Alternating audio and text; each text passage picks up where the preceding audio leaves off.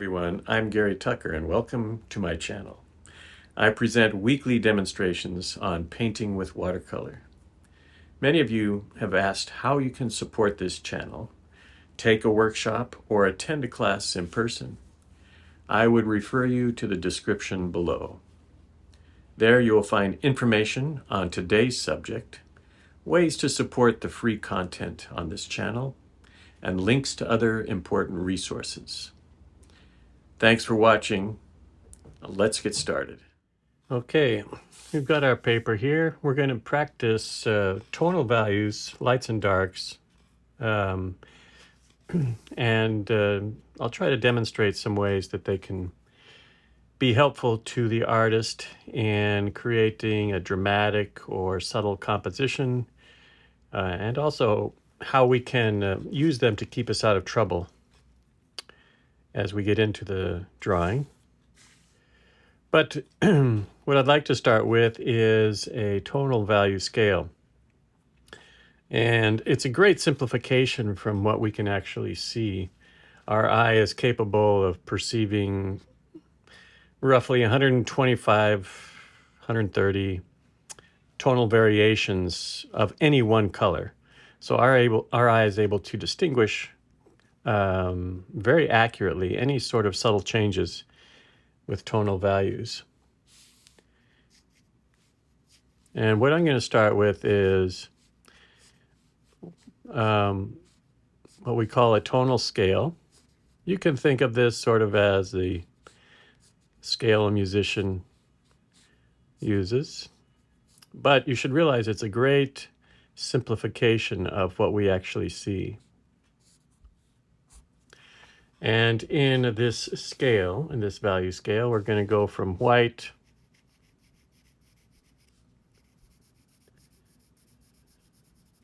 to lighter tones, to some medium strength tones.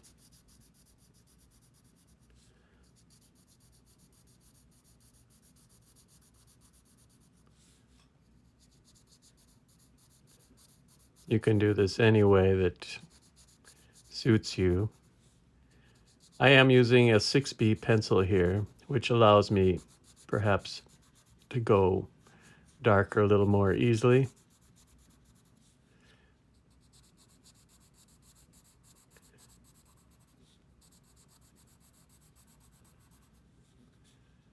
And my last one, which is just about as dark as I would use in any one drawing. And we can probably go even darker if we're using charcoal, but lead will only go so dark. So you can see from the white of the paper, light, the light range, the mid range, the dark range. 10 iterations of a grayscale, a gray tone, and a great simplification as to what we can see. How is this useful? If we keep our grayscale handy, and many artists do, they keep a grayscale on their pad. They can kind of match up colors that align with our subject or tones that align with our subject and more easily identify the lightness or darkness of what they're seeing, of what we're perceiving. And we could certainly do that. I'm going to even simplify this even more. I'm going to group these three, these four, and think of this as light value, mid value, and a dark value. So now, and this is, maybe we can say this is a value range.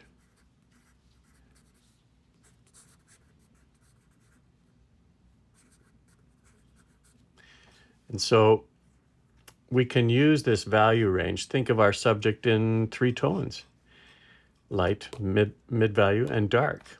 And typically the mid value occupies the majority of the subject with smaller amounts of light, smaller amounts of dark. Let's apply that to a couple tonal value studies thumbnails, remember that word, of our subject today. So at first thing I do is to make a small little rectangle. I'm going to be doing, I think, more of a landscape scenario. And let's look at our subject. And first, let's just create some of the basic shapes that we see, such as the table. This is the part of the window that we see. We see a small teapot here, small cup here, and our plate about here. Some shadows coming off.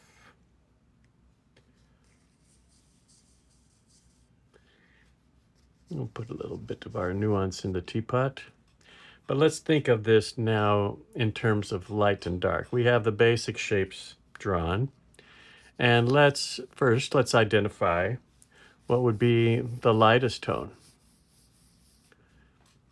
That's probably going to be the white of the tablecloth. So we'll just leave that white, maybe put a slight gradation to it, going from a brighter white to a little darker in the front. And how about our midtone? Our midtone, we can start, and I'm just going to keep this flat. In fact, I'm going to join many of these objects together so we see them as a composite of shapes.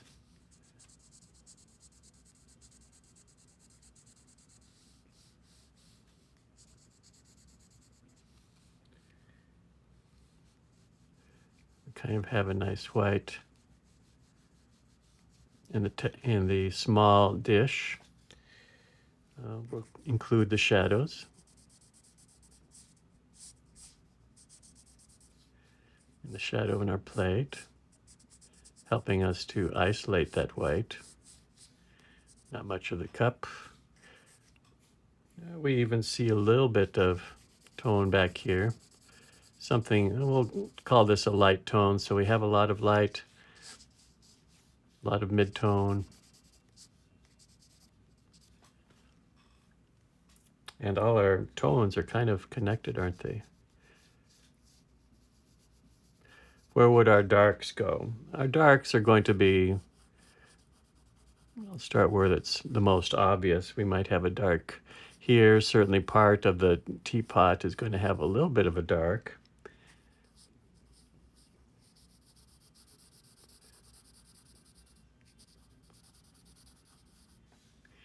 And let's do the same with the cup.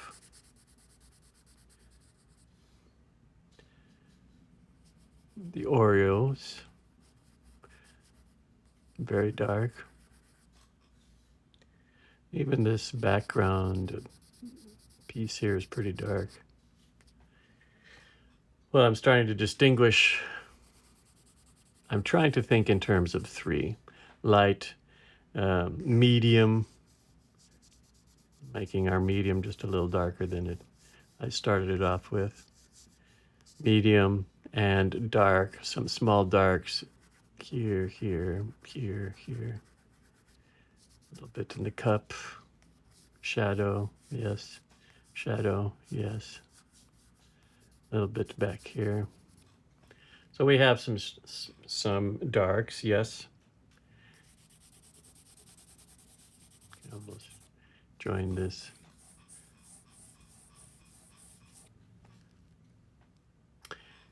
So we see, oh, these midtones probably equate to something in here.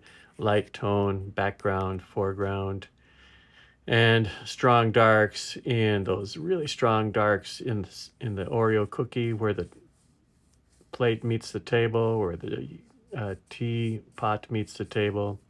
Very strong there. The inside of our cup, also very strong. So those darks are accents that help to make the light feel a little stronger or a little more directed.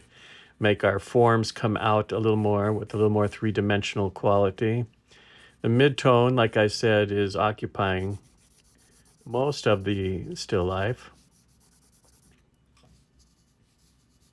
We can even put, I think it makes sense to put that in mid-tone as well. This lower third in a sort of mid-tone. So our light is really in the plate and in that back area of the table. And of course, our eyes perceive much more than this. What we're doing now is squinting and trying to see our subject in very general terms. And this is useful when we're looking at colored objects and we want to see how they relate to each other tonally. Sometimes color makes it difficult to perceive that distinction. Knowing something about tonal values and how they work to make an area dramatic or an area subtle, we can manipulate these, or we can actually see more in our subjects so that these become more apparent. And once we see it, it's just a matter of time before we get it onto paper. So seeing it is a big step. Seeing it is probably the major step. And by seeing it, I mean the value relationships. That's what I'm talking about today. We've experienced seeing in different ways. What I mean by that is seeing our daily objects, wine bottle, glass, fruit. We've started to see those more purely as shapes and understand how those shapes are built.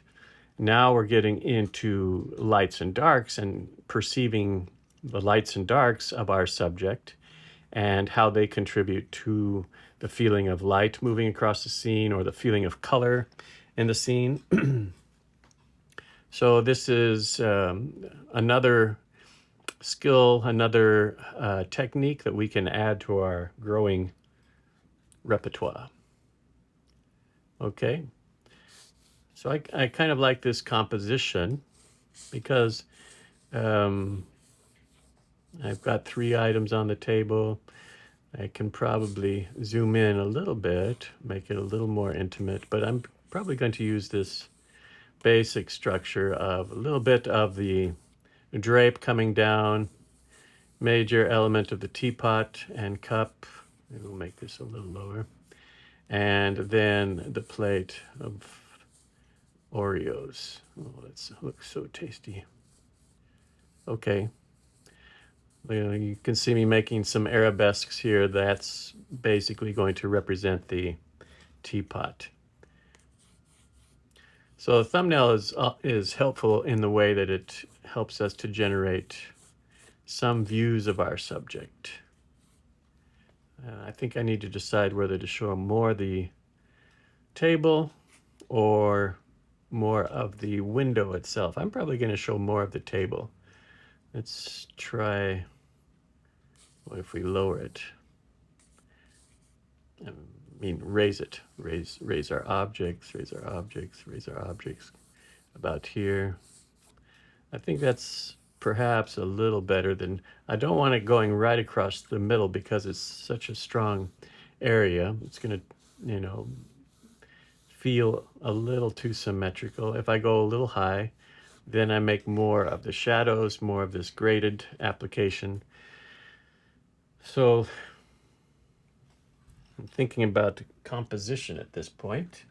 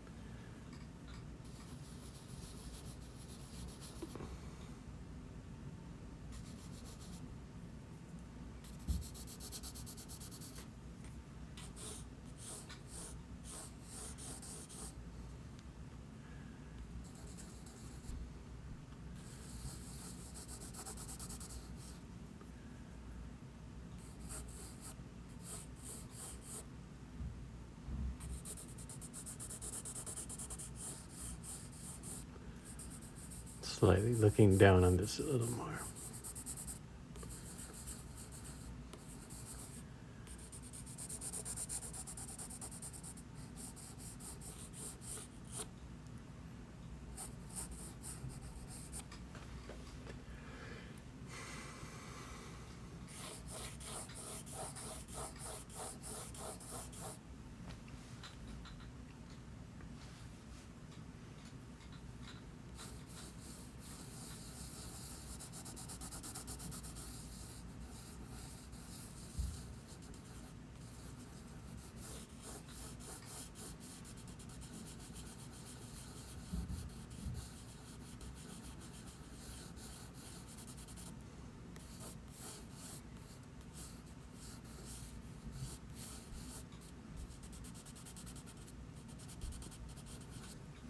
Just a little thumbnail to get me started.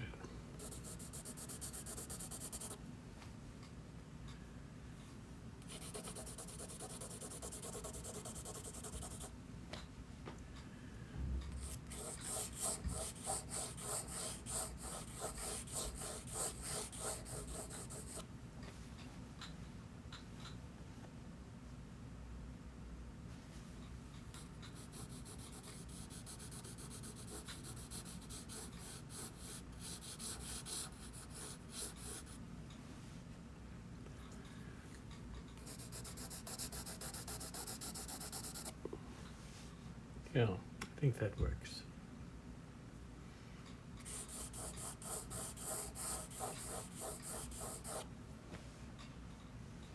Something like that. And then my darkest darks are added to this.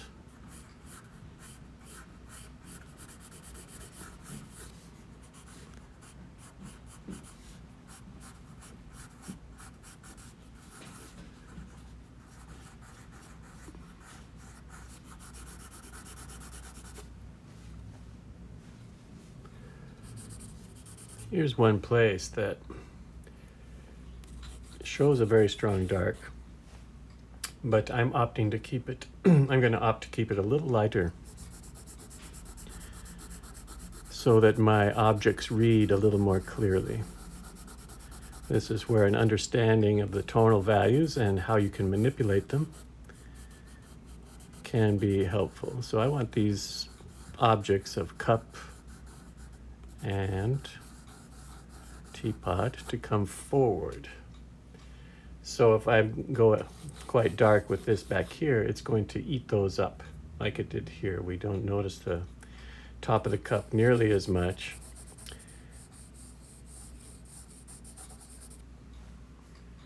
So I'm going to change what I'm seeing and replace it with something that's going to make, I feel, make my objects read a little more clearly.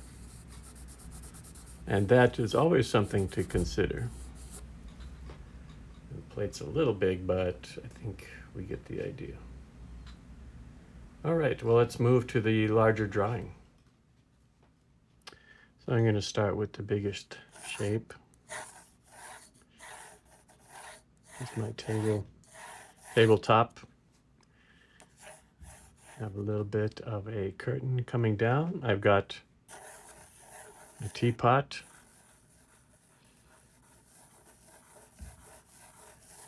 I'm going to use those ellipses again to help me create the teapot as well as the shadow.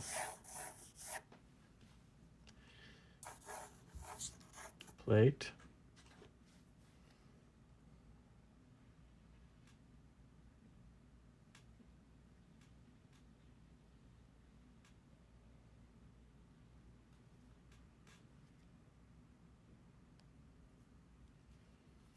Plate is about here.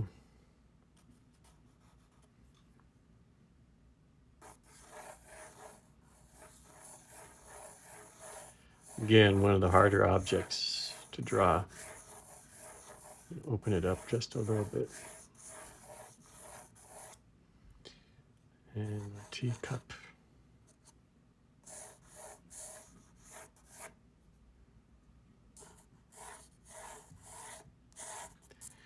Cup is rising here.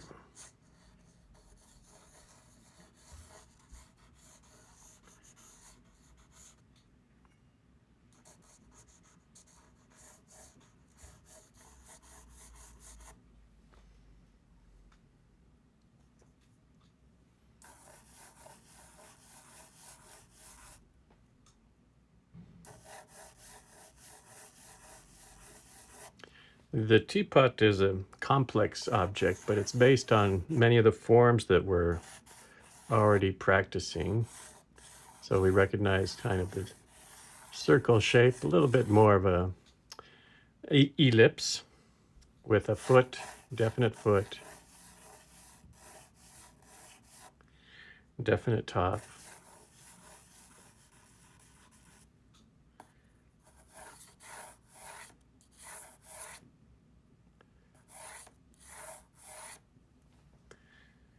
And the spout coming about here. I tend to think of these things as the potter, so separate pieces. Very much like the trunk of an elephant. Coming off of that, the handle, much the same.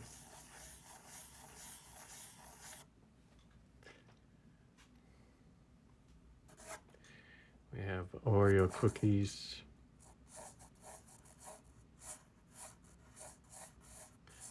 Also ellipses.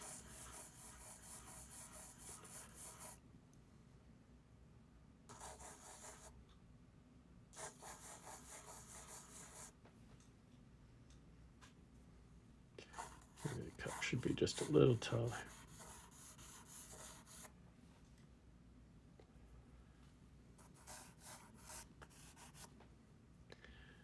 And we have some nice, interesting lines from the drape as it comes down and bends and rolls over the table. There's also some interesting stuff outside, but I'm going to minimize that, if not eliminate it.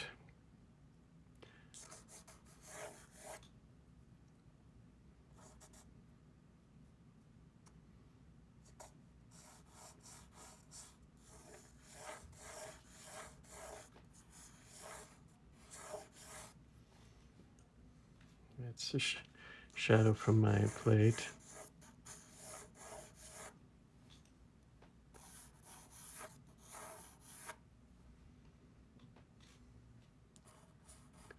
Slight angle to it.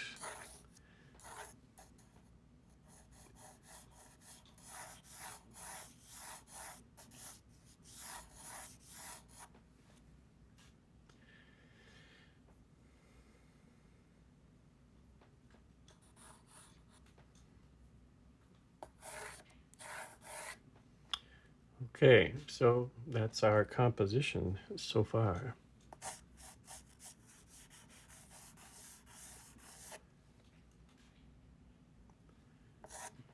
We have things placed, our shapes. Are they satisfying us? Pretty much. If you can say pretty close, then that's good enough. We could spend so much time just perfecting this. And actually, we might perfect it, we might not.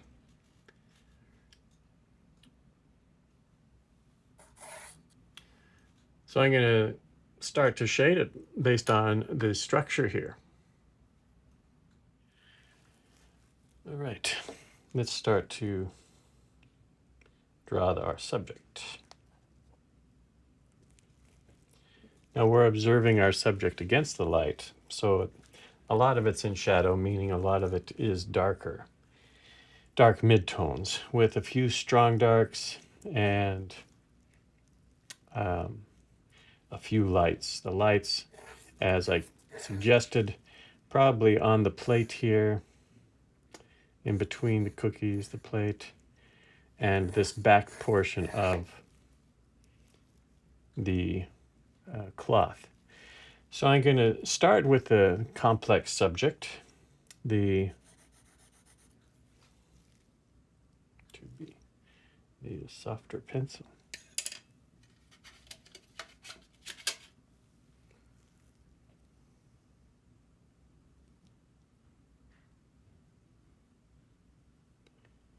Looks better, 6B. That's what I want.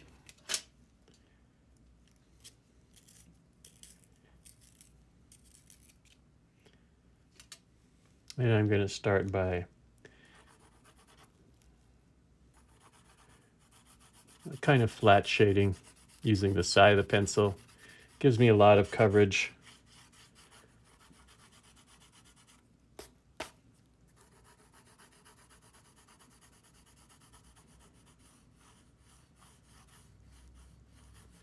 And just start to create the shape, the filled out shape, so that I can see it a little more clearly. Most of the light is coming across the front here. It's a very highly reflective surface, so we'll have to account for that in the way that we build up the shading. A little bit of a highlight on the handle as it comes up.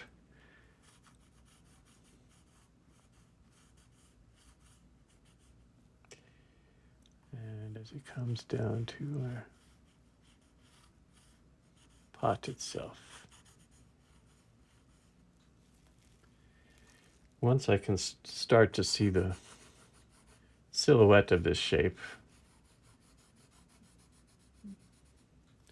I'm a little more confident and can build up the shading.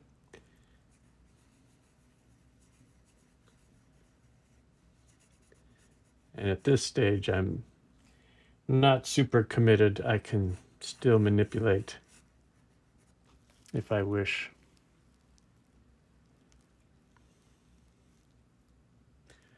Here's an interesting feature to me is how to use this back part of the window frame. So you notice that I can see the highlight of the spout, a little bit of brightness in front. For the moment, I'm sort of just blending everything.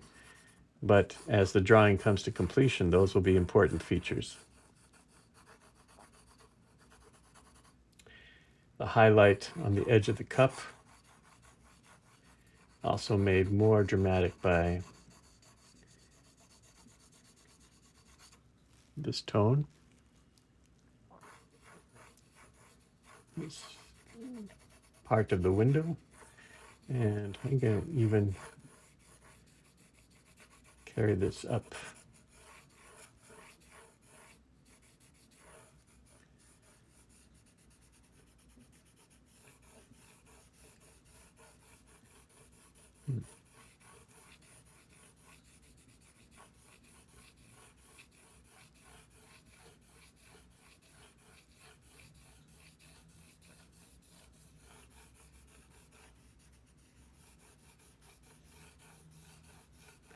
All these tones will be useful to creating the finished result of light moving across the subject.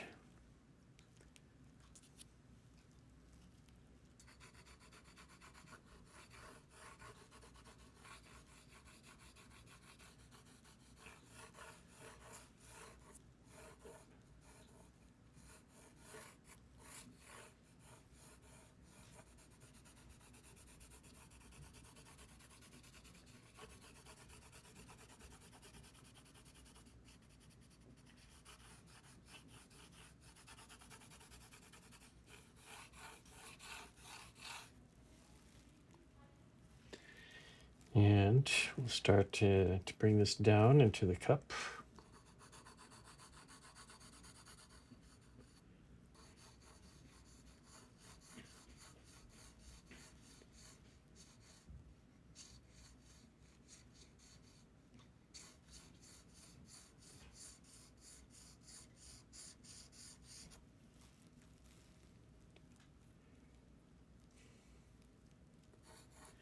This really clarifies the edge of this plate. A little bit of tone through here.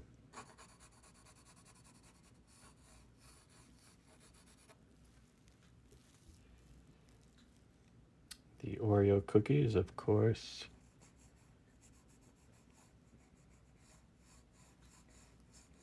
Quite dark. And they're stacked up here.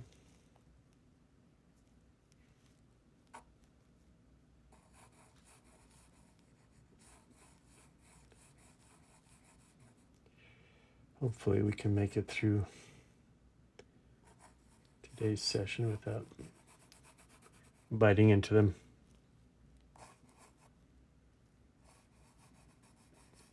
Again, I'm just interested in the shape right now, nothing more than that.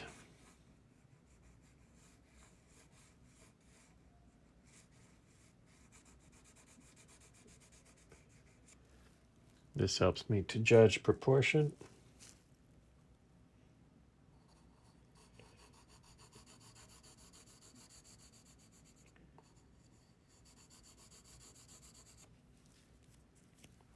And let's set up the shadow.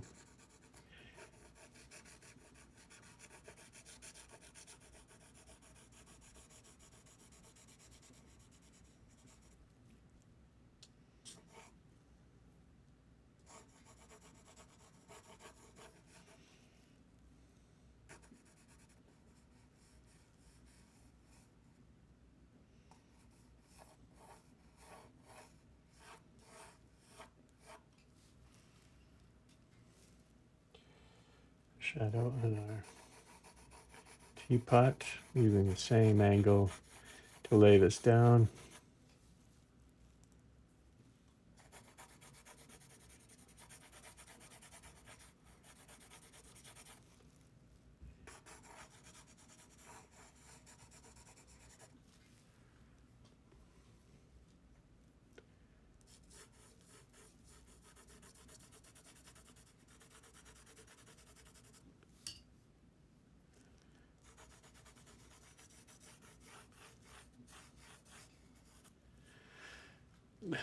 Might as well. There, so everything is kind of joined at this stage. Nothing really coming out, but we do isolate that movement of white across the tablecloth, a few surfaces that are facing upward and catching more light, and that'll give us something to reflect on, something to use as we build this shape going forward.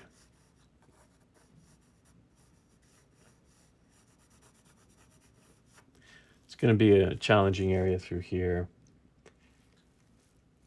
through here. Okay, so let's move on. Using a 6B pencil now, which is helpful when we're doing some stronger, darker applications. Just less wear and tear on the paper, as we can reach to this dark pretty quickly, the dark that we need.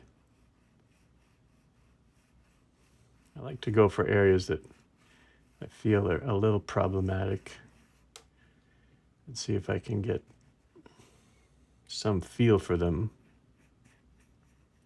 early on.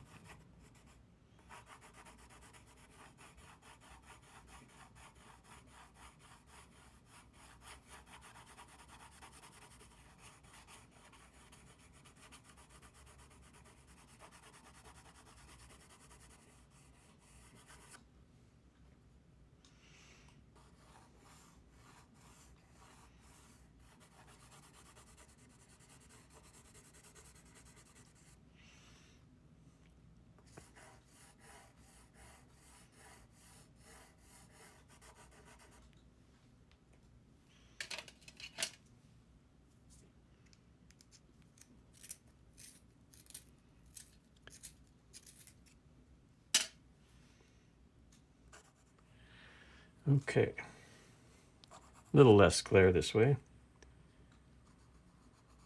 Easier to see.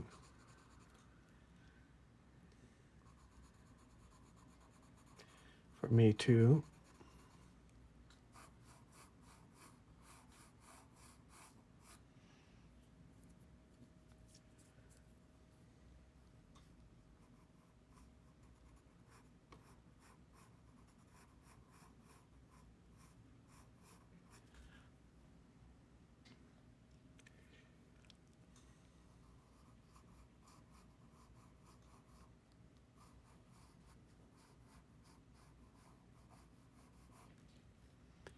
Again, trying to get this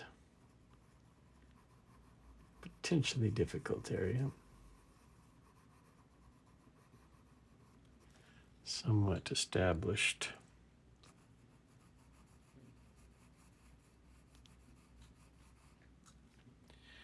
So I feel pretty good about this. Good enough anyway that I can kind of move on.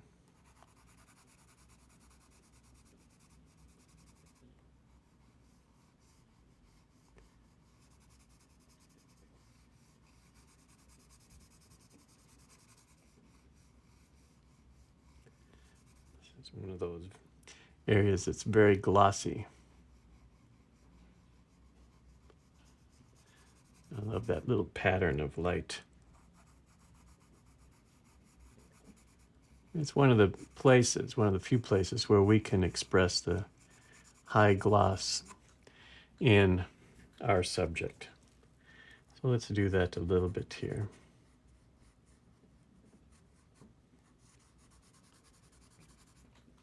Another place that we can express that is in the light bounce. So coming off of this, you notice that the tablecloth is reflected in the lower part of our teapot. So I'm going to emphasize that a little bit, maybe a little more than we notice in the image. Exaggerate it a little more. Light bounce is basically light that's bouncing back up into an object. So in this case, light is bouncing back up into the teapot. Light from the tablecloth bouncing back up. We see the reflection of that here.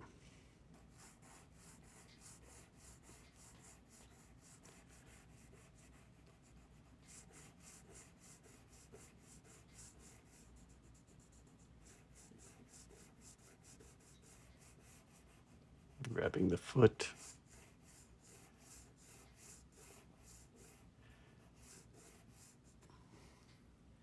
So that becomes a little more clear. And of course, we can make it more subtle by blending a little more, polishing the graphite a little more. We want to feel like the form is sort of rounded, and bending this line, giving a little weight to the tone that's coming in front here is one way to do that. Letting some light bounce on the sides.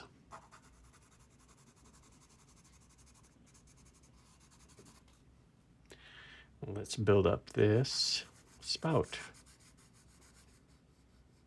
You can sing the song if you want.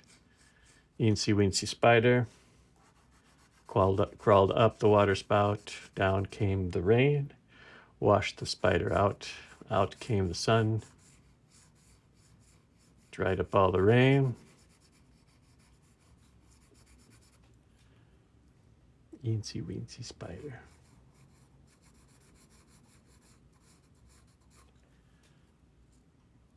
So this is actually another shape, kind of attached, slightly inset. Slightly inset here.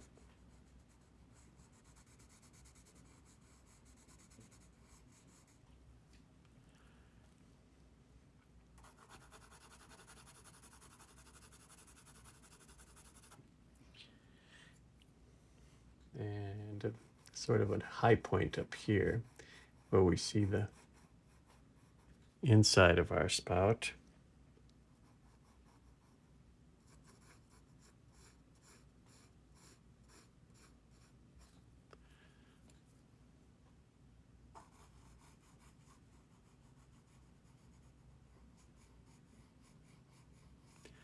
Mine is not as elegant as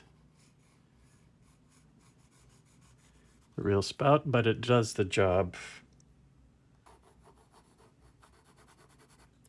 We have some light bounce here on the bottom of this. So I'm going a little darker on the side.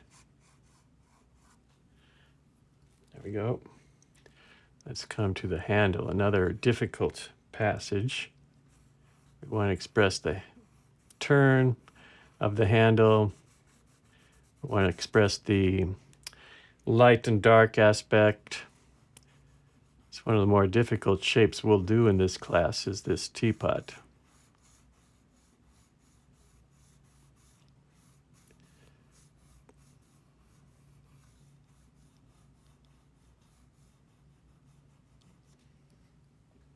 And I'm leaving a little brightness on top.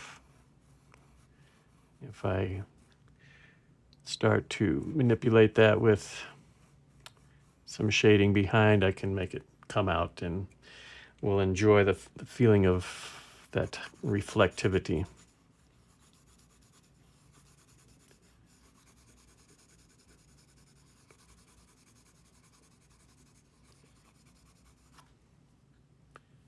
Okay, I think we can, maybe we'll connect this to a shadow while we're here.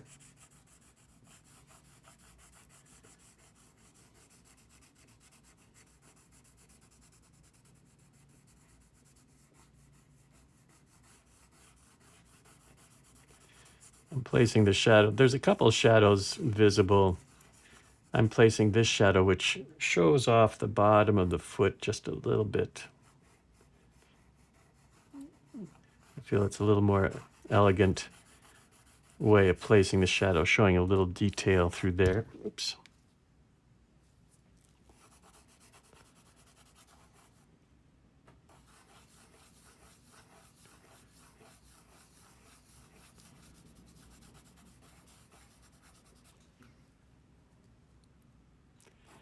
And as I'm creating the front edge of this shadow, I'm trying to keep it sort of soft. That softness is describing the texture of the cloth. So keeping it a little soft on the front edge or on the outside edge does that. All right. They kind of run into each other about here. So a little bit of a connection. There's a decorative edge to our plate. A little bit of a pink edge.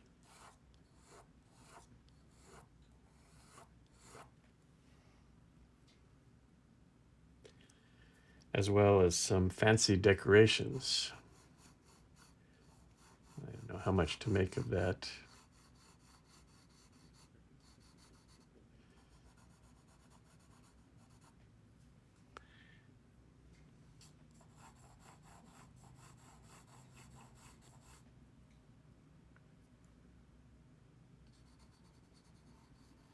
A lot going on in this plate, but I'm just trying to hit this repeated pattern a little bit. Let that blend into the ellipse.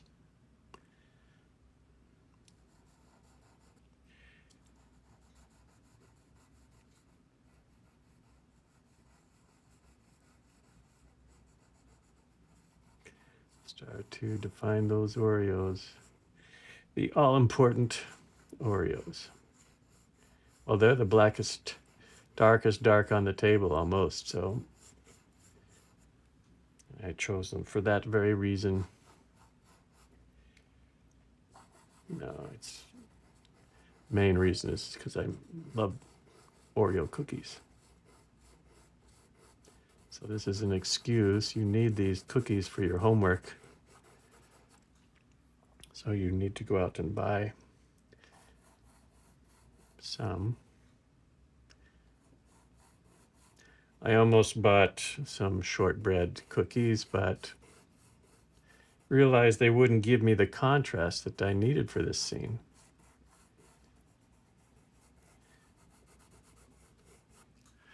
This cookie's riding up on this one.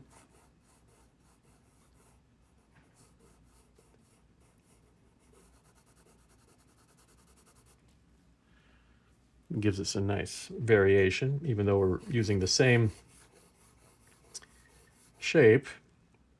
Putting it in a slightly different position is a nice way to create variety.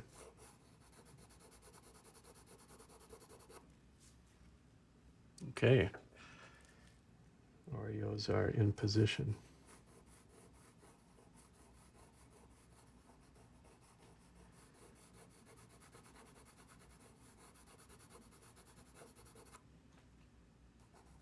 Even though they have that white filling, it's relatively dark compared to our white plate.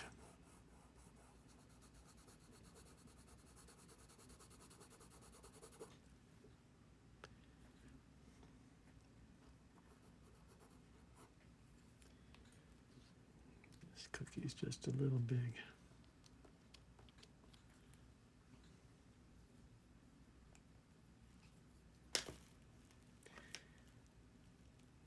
You see what you want to see.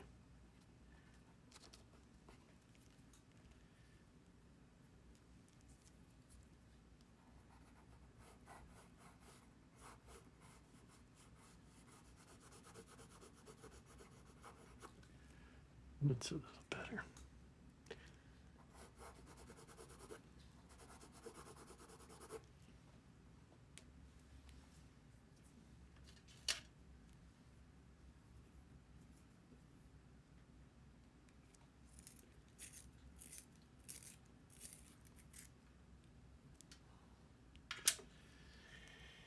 All right.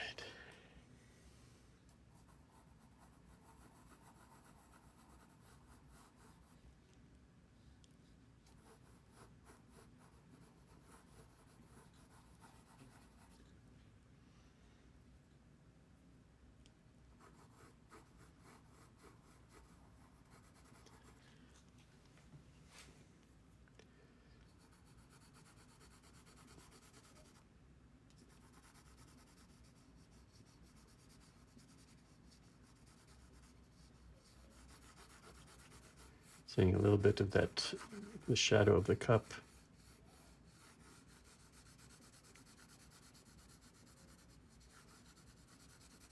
Now we're starting to get that nice white quality to the plate through here.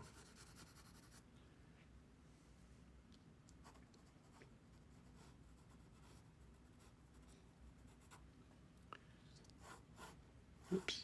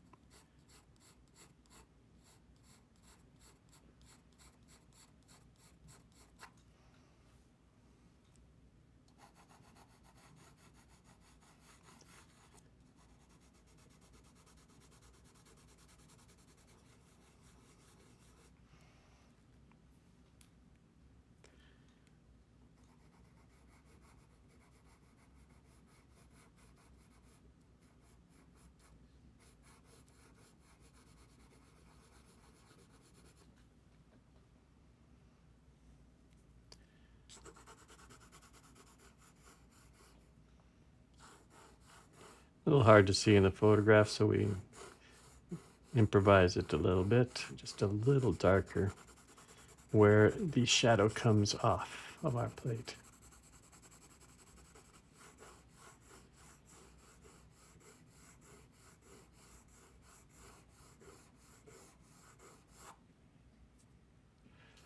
Another complex area.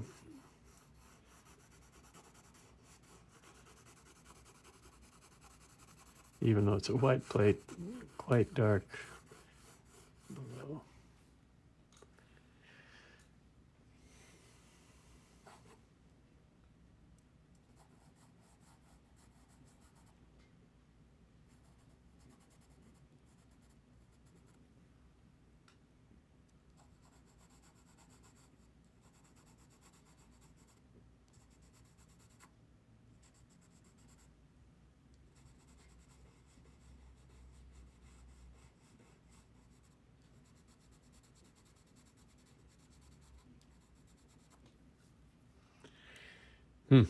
All right.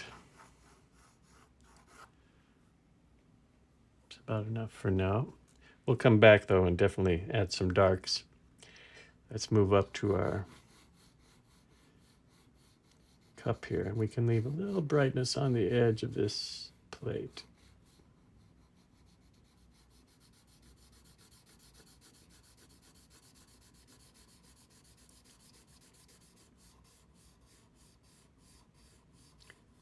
There's that ellipse. Ellipses everywhere.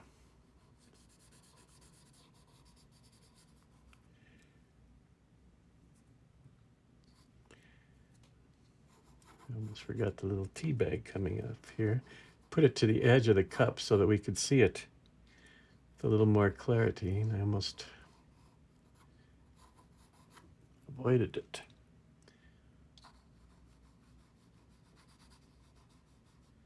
So that's to say that as I'm placing the objects, I'm looking for an artistic way to place things. If this is coming down the front, for example, it's coming down the front, we don't see it as easily, and it's a little harder to show its thin quality, thin nature of the edge of the tea bag. This way, I felt we can show it the thinness.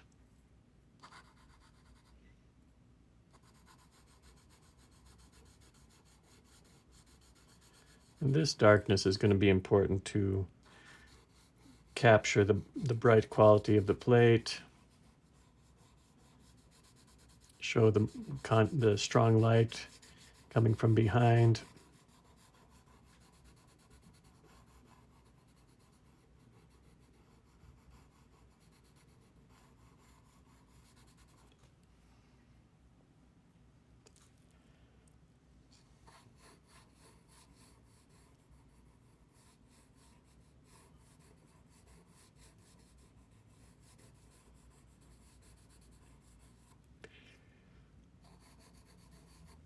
Okay, now we come inside the cup, which is a little bit darker, isn't it?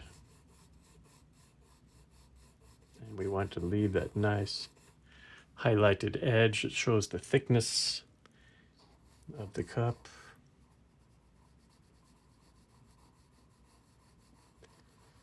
Well, you never drink tea in the same way again. You're going to be looking at everything differently, enjoying everything on another level, especially the Oreos. Newfound love for an old favorite.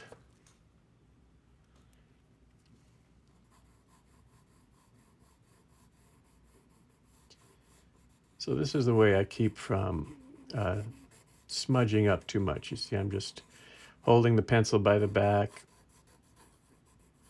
not resting my hand yet. I will at some point when it comes down to some strong details.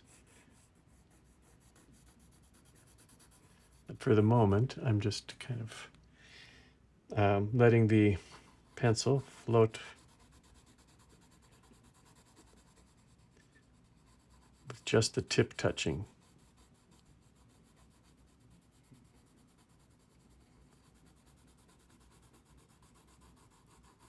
There we go. Something like that. All right, and let's sharpen the pencil, and we'll do that background stuff with a little more polish, and then refinements. So there's nothing special about this except that its darkness helps us to create the light, to create these sort of nuances like the highlight on the cup.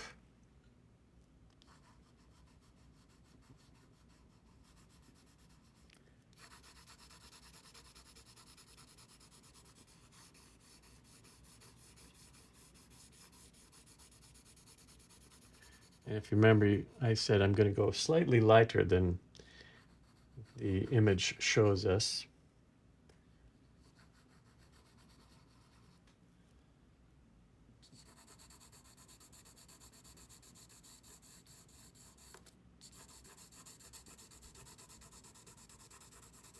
Or maybe slightly darker in the objects themselves.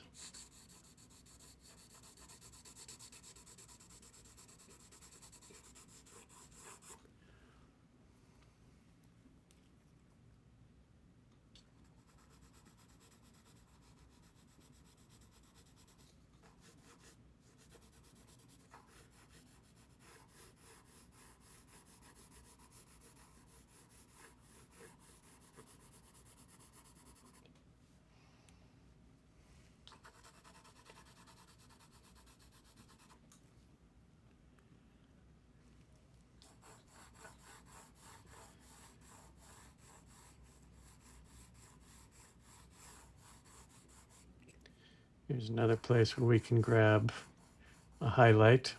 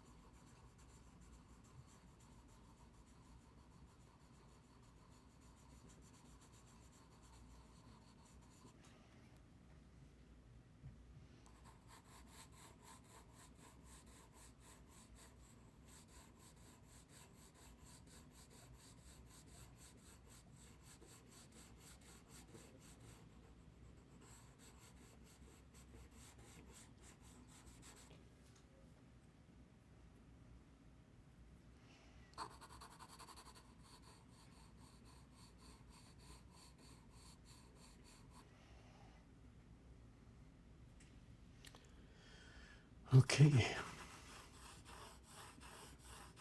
let's blend this a little bit up here. We could do a graded effect.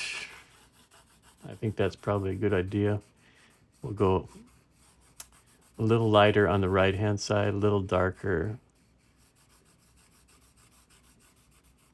Let me think about that just a moment.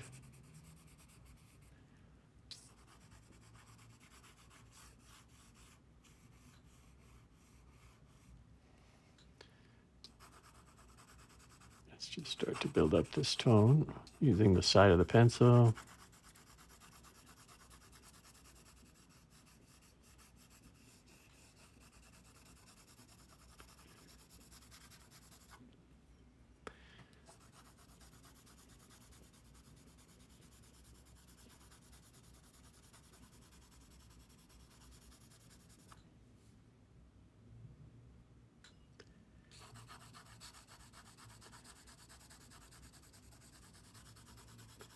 Looking outside, I can see the trees are swaying back and forth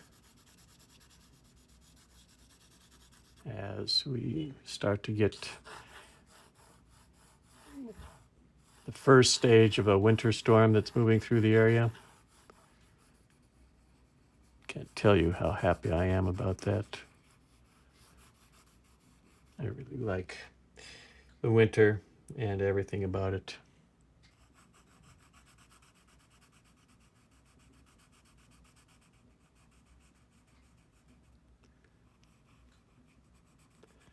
Another tricky part here.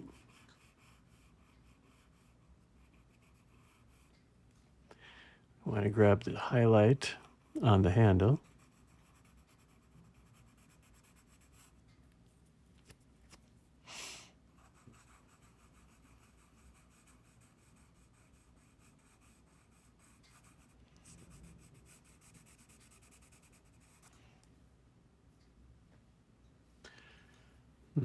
Maybe it's a better idea to keep a little bit of that cloth going behind here.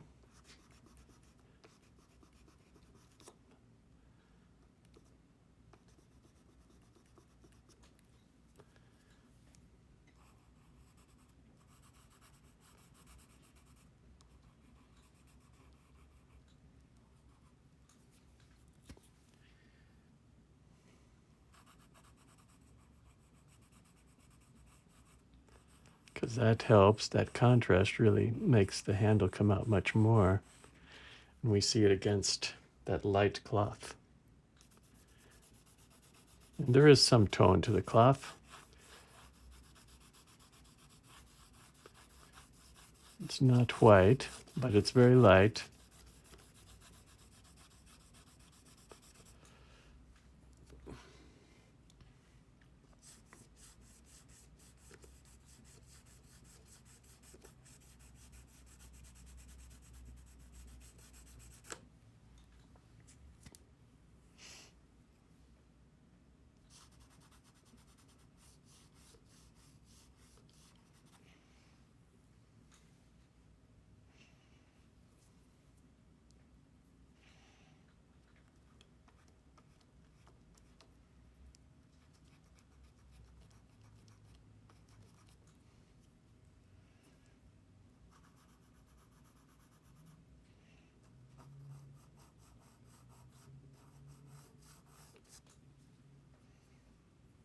I like that.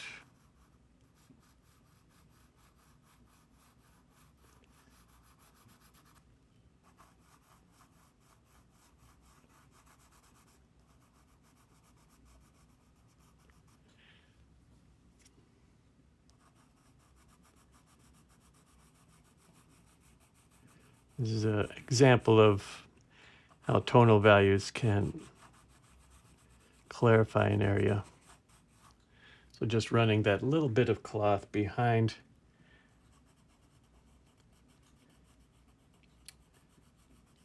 the handle allows us for a nice poetic description.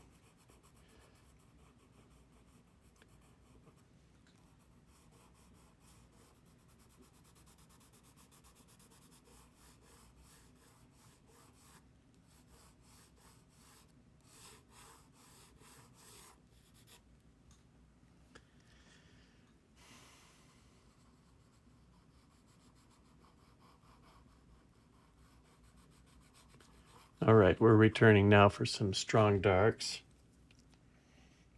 I'm using a 6B pencil. Going to keep the tip nice and sharp so we get a lot of definition.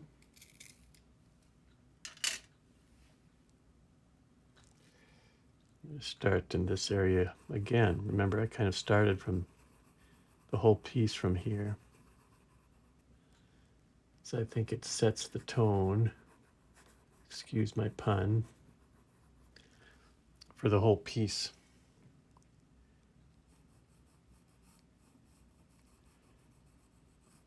Actually, feel free to use that pun.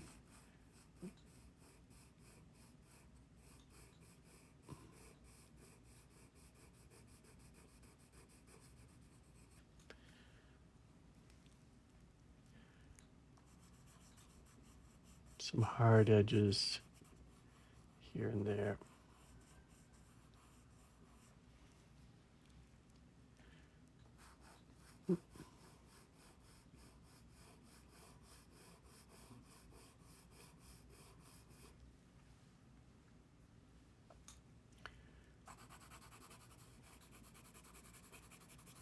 And a lot of blending as well.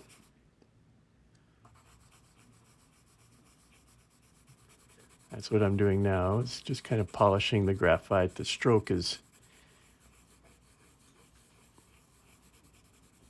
blending in, which is what I want. I don't want a really clear, sharp stroke.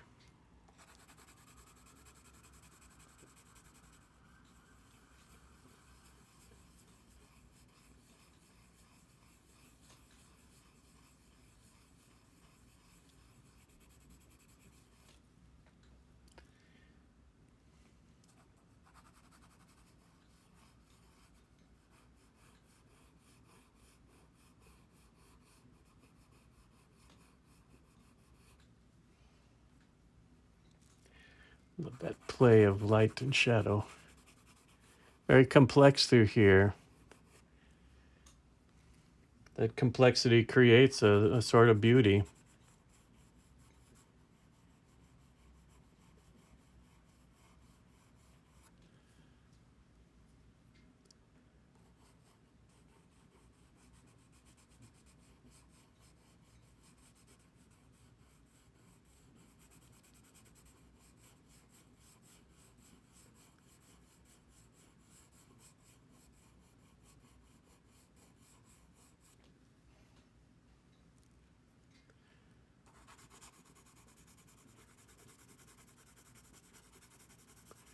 Blending for subtlety.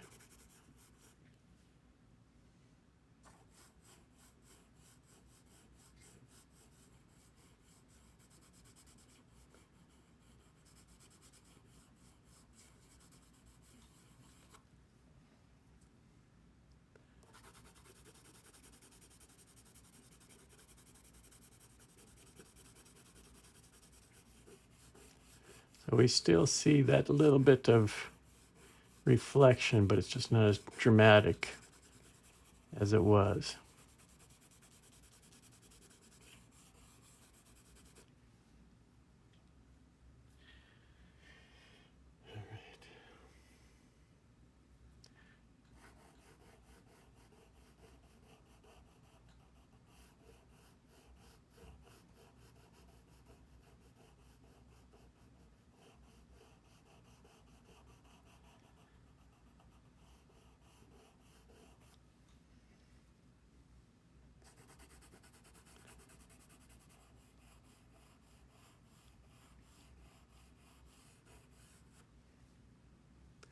And as it comes off, quite a bit darker.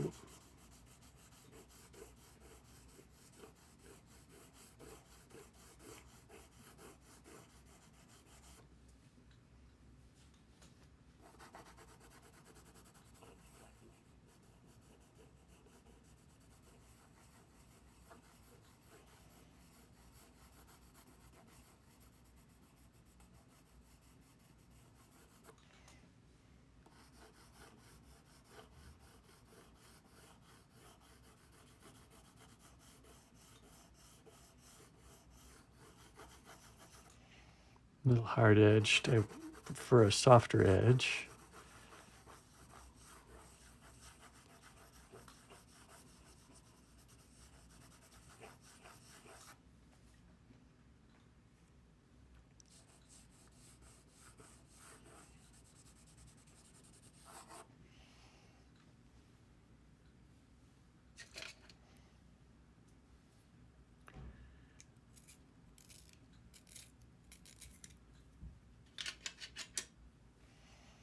Let's finish this corner.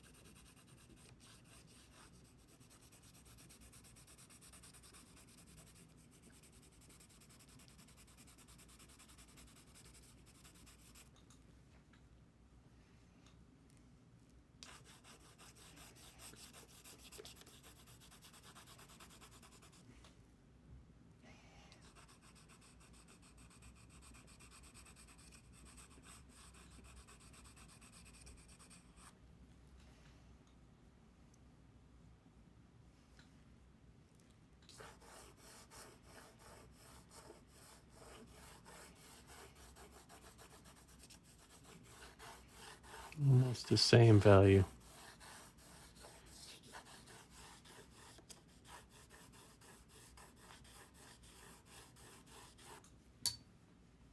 A little lightness up in the corner.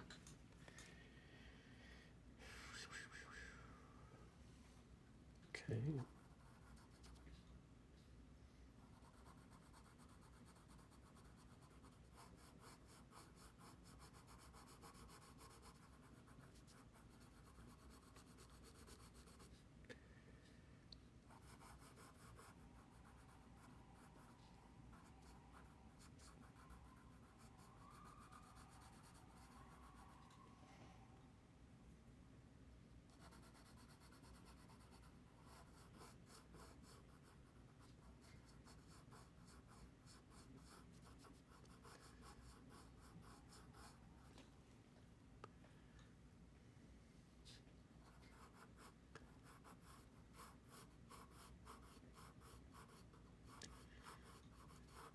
I purposely got double stuff so that that white is a little more visible. That was the only reason I got to double stuff.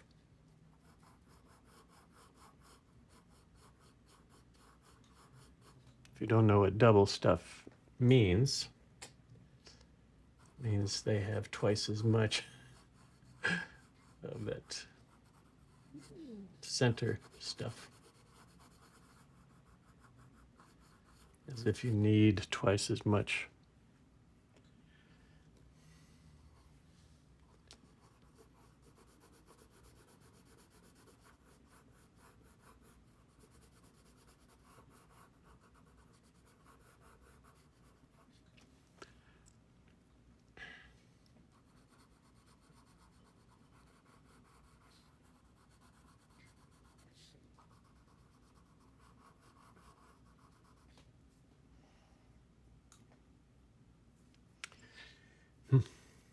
Okay. An important white here.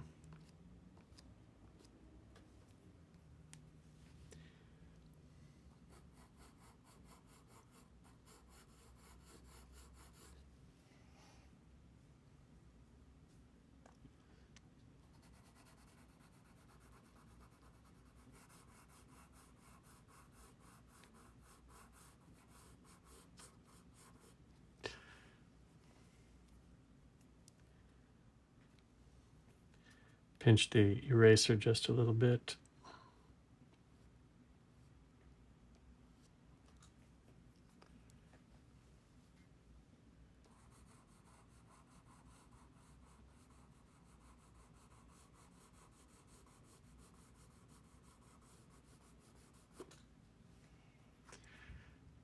Just a little weight on this line here. It's a decorative edge.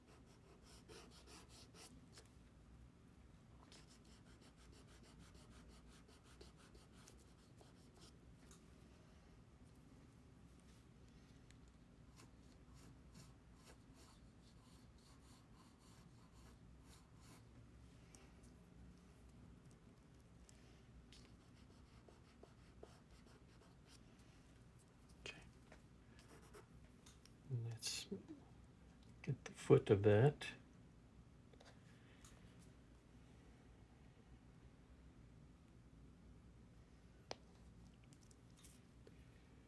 Just need a little edge here.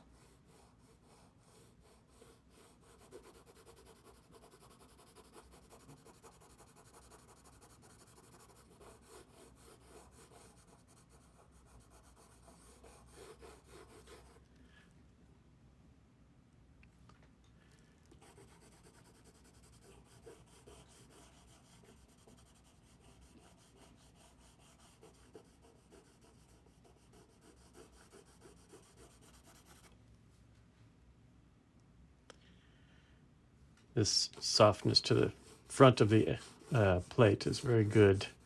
This one is just a little hard. We'll fix that as we finish up. And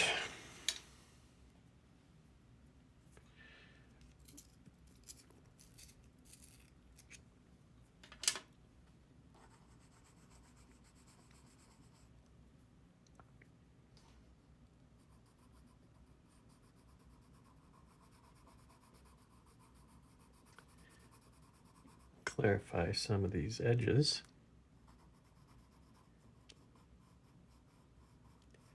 Here's where I start to rest the pencil, or I'm sorry, my hand, a little bit on the drawing so that I can have that little bit of control.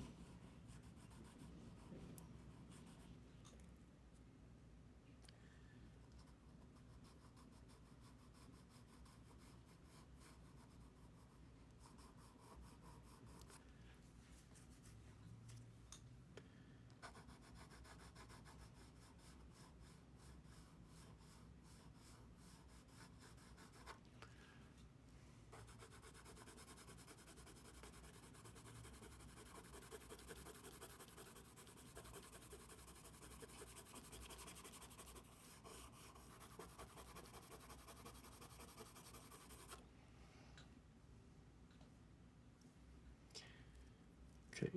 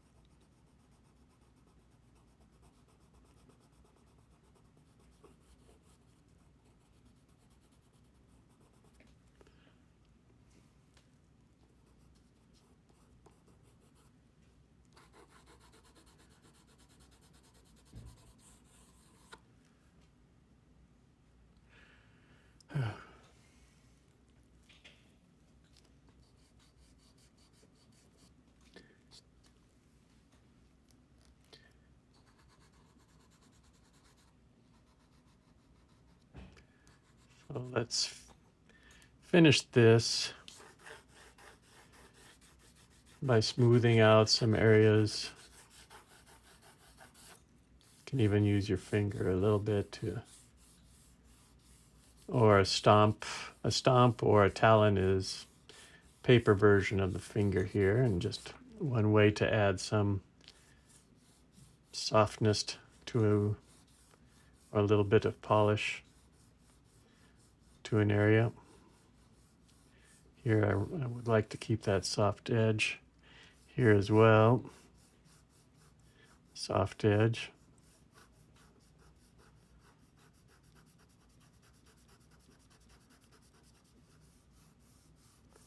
So I come along the perimeter with the finger and it just kind of smudges everything, giving it that softness.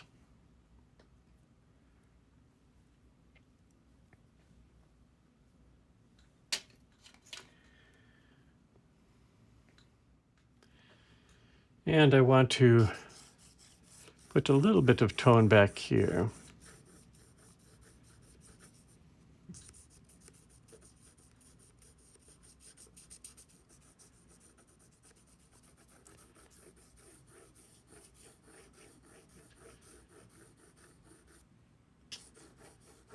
Part of this is to make the white in the plate feel a little brighter, give a little direction to the light.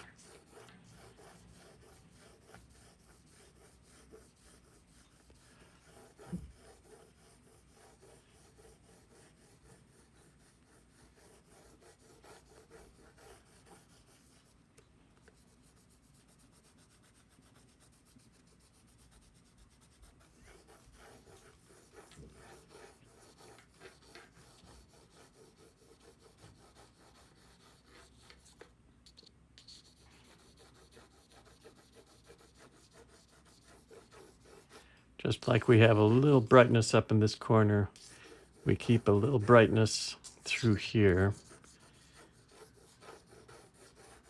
Kind of soft, gradual transition to a little bit of an extra dark down here.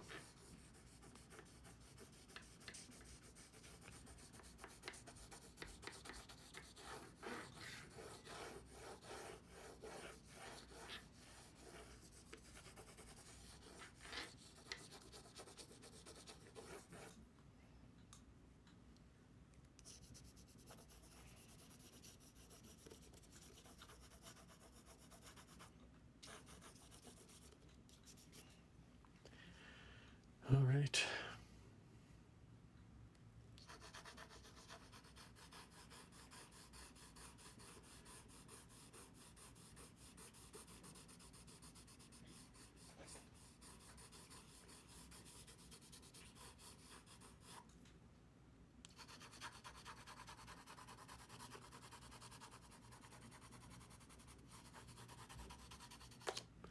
Adjusting the whites so that they have a little more power. The important whites, the main whites. I'm just going to soften this edge a little bit too.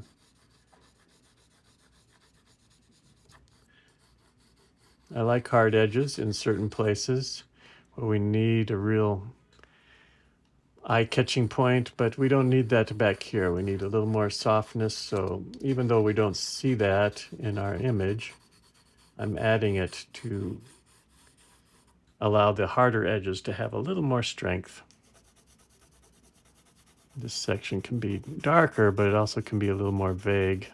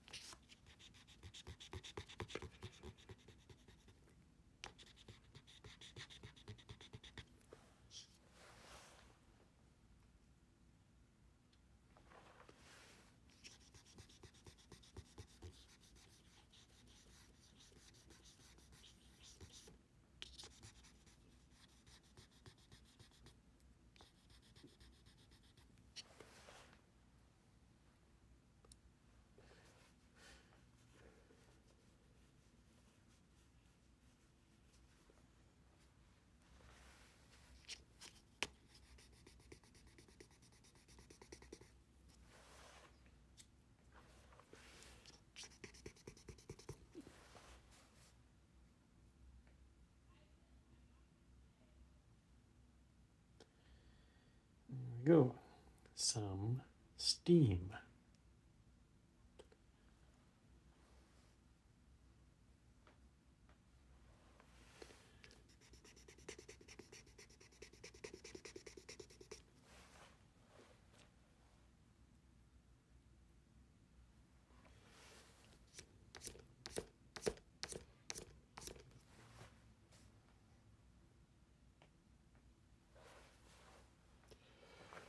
Okay.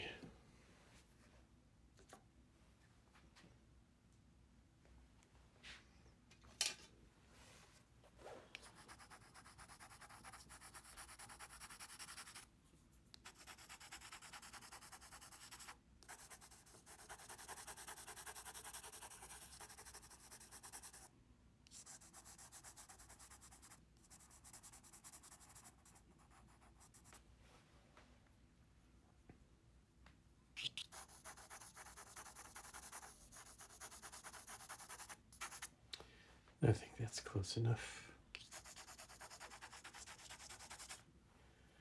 Okie doke.